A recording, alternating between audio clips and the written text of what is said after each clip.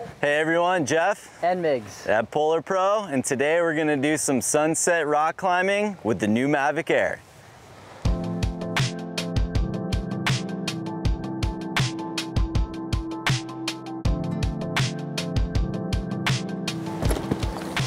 So the filters are actually pretty easy on this one. All you have to do is unscrew the stock lens bezel.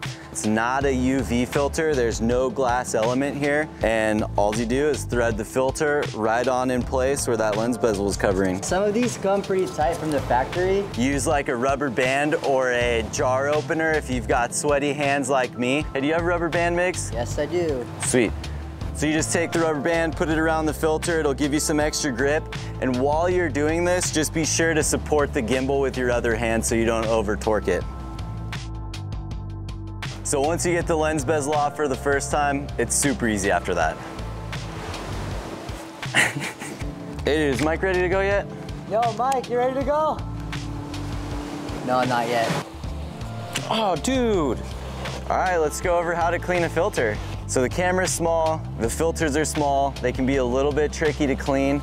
I like to use one of these lens pens. If you don't have a lens pen, you can use a Q-tip and the microfiber cloth, but the lens pen makes it easier to clean the inside. And when you're cleaning the inside, just be sure not to crank on it. I mean, it's super durable and it's not gonna come out, but if you crank on it, it might break the glass or it might disengage from the frame. Yeah, and if you wanna crank on it from the inside for whatever reason, make sure you have some support from the other side, like the case it came with. Then you can really crank on it. Yeah.